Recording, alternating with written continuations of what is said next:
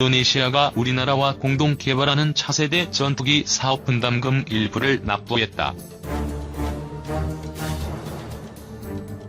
이에 따라 인도네시아의 납부 지연으로 촉발된 사업 차질 우려가 다소 가라앉을 것으로 보인다. 한국항공우주산업은 2일 인도네시아 국방부로부터 KF-X 체계 개발 분담금 1,320억 원을 송금받았다고 밝혔다. 카이는 이번 분담금 입금을 통해 그간 제기됐던 인도네시아의 KF-X 사업 철수 등에 대한 우려를 불식시키고 인도네시아 측 참여가 활발히 이루어질 것이라고 기대했다. 양국은 오는 2025년 6월까지 KF-X 공동 개발을 완료하기로 했으며 인도네시아는 사업비의 20%인 약 1조 7천억 원을 투자하기로 했다. 이 가운데 2017에서 2018년 약 3,300억 원을 분담해야 하지만 2년간 내지 않아 사업 철수 의혹이 제기됐다. 인도네시아는 3,300억 원 중 1,320억 원을 뺀 나머지 금액을 앞으로 납부해야 한다. 카이는 지난해 9월 양국 정상회담 이후 이루어진 인도네시아 고위층 면담, KF-X 공동개발 협력 강화 방안 논의 등 우리 정부의 외교적 지원이 분담금 납부에 큰 도움이 됐다고 밝혔다. 작년 말 인도네시아를 방문한 안기백 국회 국방위원장 일행도 양국 간 방위산업 협력 강화에 대해 집중적으로 논의해 사업에 긍정적인 영향을 미쳤다고 설명했다. 카이는 지난해 12월 6일 인도네시아 현지에서 정부 인사를 대상으로 개발 공유회를 열어 사업 파트너인 PTDI사와 함께 KF-X 개발 현황을 공유했다. KF-X 개발에 참여한 인도네시아 엔지니어는 28명이었으나 공모회 이후에 총 72명으로 증가했고 올해는 최대 150여 명의 엔지니어가 설계와 시제작에 참여할 계획이다. 카이 관계자는 공유회를 통해 상호 신뢰 회복은 물론 KF-X 사업에 대한 인도네시아의 참여 의지를 확인했다며 지속적인 협력을 통해 KF-X 사업을 성공적으로 이끌 수 있도록 최선을 다하겠다고 말했다.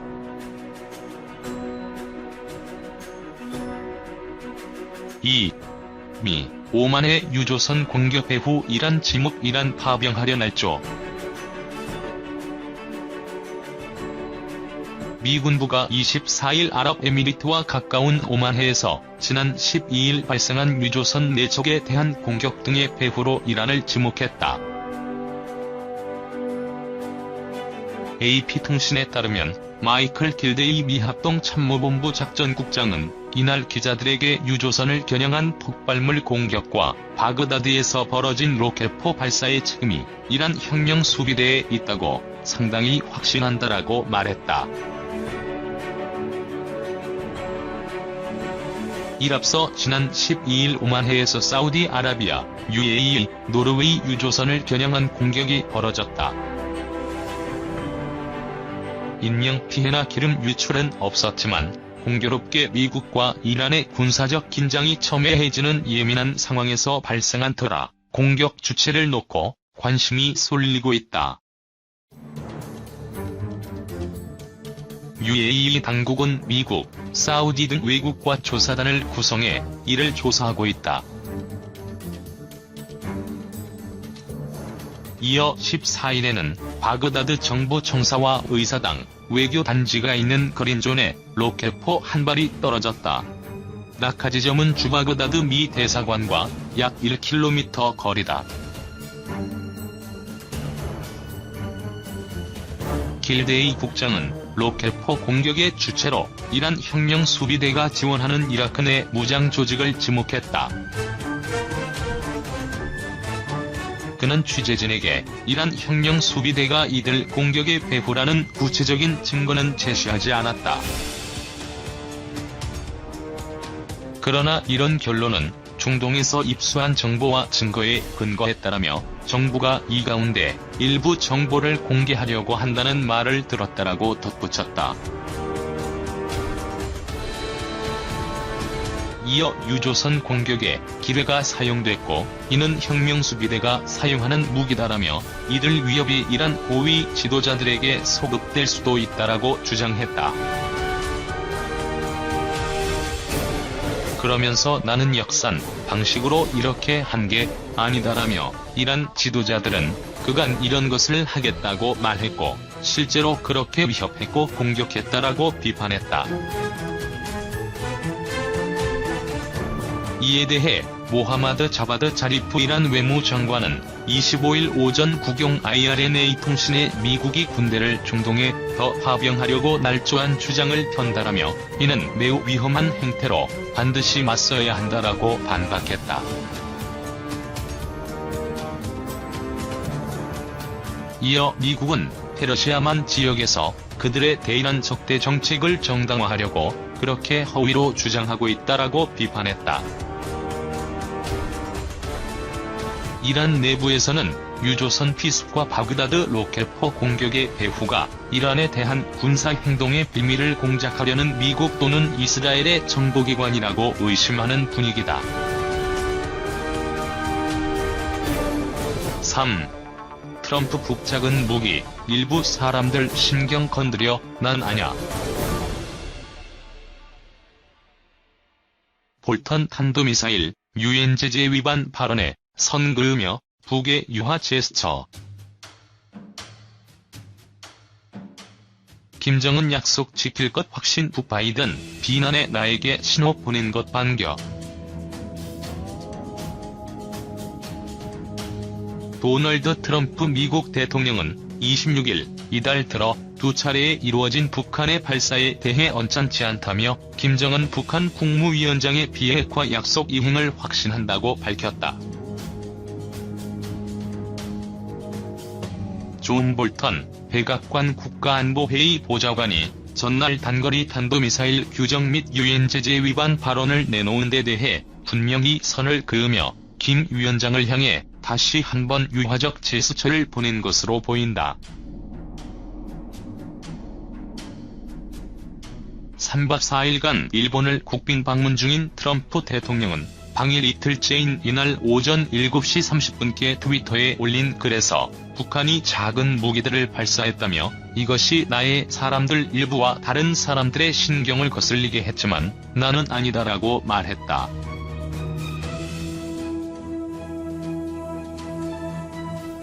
트럼프 대통령이 언급한 나의 사람들 일부는 볼턴 보좌관을 가리킨 것으로 보인다. 이 트윗은 볼턴 보좌관이 북한의 미사일 발사를 유엔 안전보장이사회 결의 위반이라고 비판한 다음날 나온 것이다. 트럼프 대통령은 이어 나는 김 위원장이 나에게 한 약속을 지킬 것이라고 확신을 갖고 있다고 신뢰를 거듭 표했다.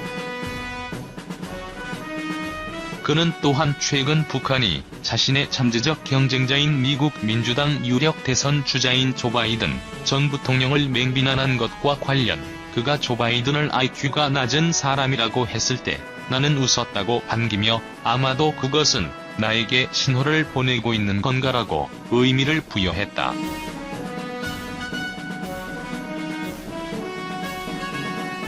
트럼프 대통령의 이날 발언은 볼턴 보좌관의 강경 발언이 자칫 북한의 잘못된 신호를 전달, 자칫 북미 간 긴장이 고조되는 상황을 조기에 차단하는 동시에 김 위원장을 향한 대화의 문을 계속 열어둠으로써 북미 긴장 국면 타결을 위한 돌파구 마련에 나서려는 차원으로 보인다.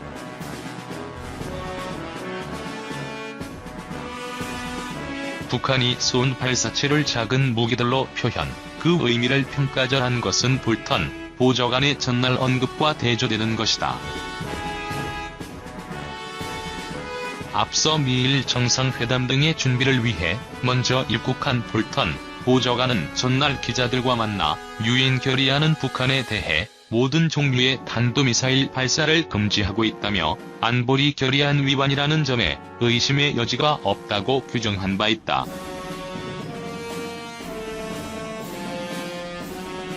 트럼프 행정부 고위 당국자가 북한이 발사한 발사체에 대해 단거리 탄도미사일이라고 공개적으로 규정하고 이번 발사가 유엔 제재 위반이라고 명시한 것은 볼턴 보좌관이 처음이다.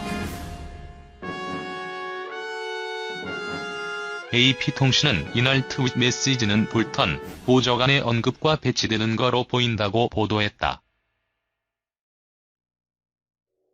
앞서 트럼프 대통령은 하노이노 딜 이후 두 번째 발사가 있었던 지난 9일 상황을 매우 심각하게 주시하고 있다. 북한이 협상할 준비가 안 돼 있다고 경고 수위를 높였지만 하루 만인 지난 10일 신뢰 위반으로 생각하지 않는다.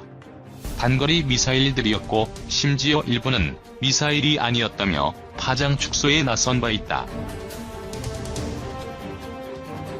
이와 함께 트럼프 대통령은 자신의 정적인 바이든 전 부통령에 대한 북한의 맹공을 자신을 향해 보내는 김 위원장의 신호로 해석하는 한편 여전한 신뢰를 표명, 북미 간 긴장이 고조되는 상황에서도 톱다운 대화를 통한 해결 의지를 피력한 것으로 풀이된다.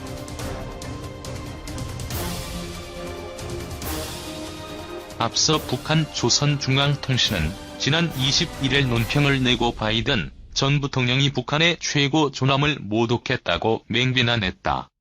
통신은 미국 내에서 그의 출마를 두고 지능지수가 모자라는 멍청이라는 조소가 나온다는 등 인신공격성 표현을 상당수 쓰기도 했다.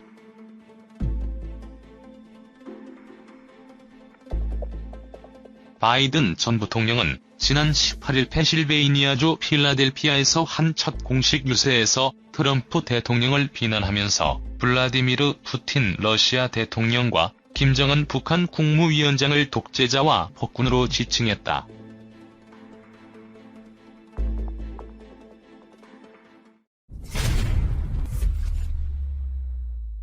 터키 러시아제 S-400 미사일 구매 강행 두고 미 터키 공방 가열.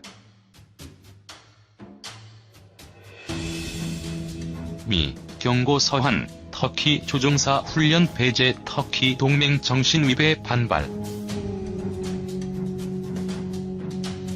터키의 러시아제 방공 미사일 시스템 S-400 구매 계획과 관련한 미국 터키의 공방전이 가열되고 있다.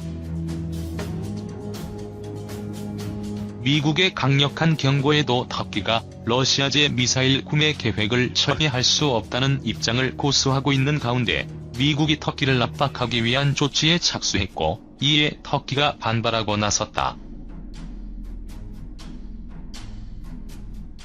훌루시 아카르 터키 국방장관은 12일 터키를 미국 F-35 전투기 국제 공동 프로젝트에서 제외할 것이란 미 국방부 수장의 서한은 동맹 정신에 부합하지 않는다고 비판했다. 터키는 F-35 전투기 국제 공동 프로젝트의 일환으로 여러 가지 부품을 생산, 공급한다.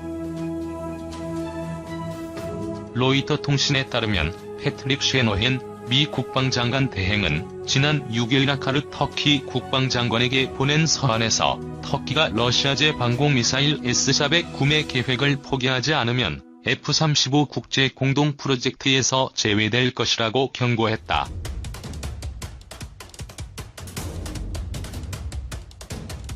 서한에는 특히 미국의 요구가 받아들여지지 않을 경우 F-35 생산과 관련해 터키 항공업체들과 맺은 계약을 2020년까지 종료하고 미국 애리조나주 루크 공군기지에서 이루어지고 있는 터키 조종사 훈련과 플로리다주 에글린 공군기지에서 이루어지는 터키 정비 인력 훈련 등도 종료될 것이라는 경고가 담긴 것으로 전해졌다. 아카루 장관은 터키가 셰노헨 국방장관 대행의 서한에 대한 답장을 준비하고 있으며 며칠 내로 미국 측에 보내질 것이라고 밝혔다. 그는 13일 셰노헨 대행과 전화통화도 할 것이라고 덧붙였다.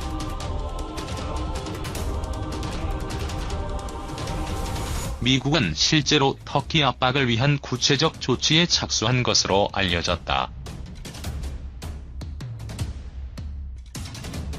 미 CNN 방송은 애리조나 루크 기지에서 F-35 조종 훈련을 받던 터키 조종사 26명이 훈련 프로그램에서 제외됐다고 11일 보도했다.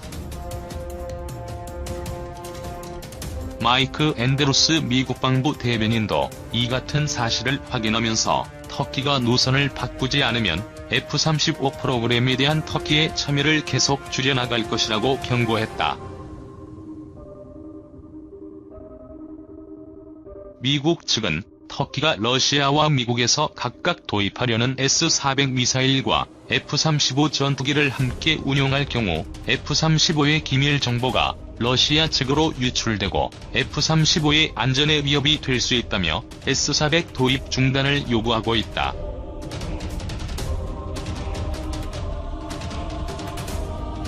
미국의 북대서양조약기구 동맹국인 터키는 그러나 구매 조건이 유리하다는 이유를 내세워 미국 무기 도입과 별개로 S-400 미사일 도입을 강행한다는 방침을 고수하고 있다.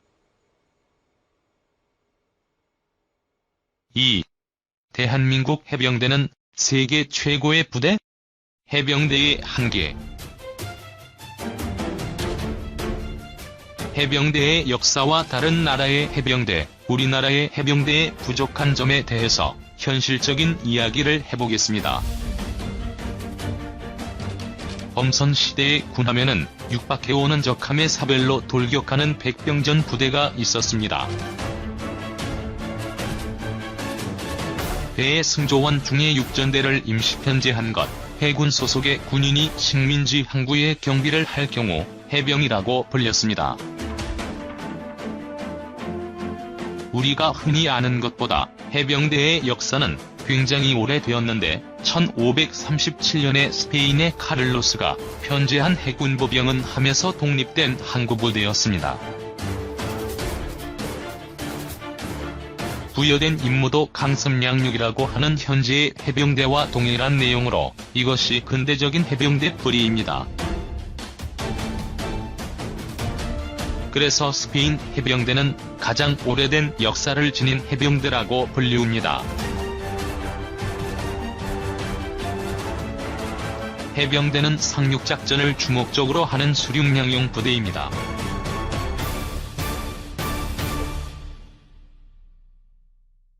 현장에 대한 작업은 육전이지만 육군 측의 스킬이나 장비로 커버 가능한 임무는 아니고 아군 함정과의 연계도 불가결하기 때문에 해군 주도로 편성되는 경우가 많았습니다.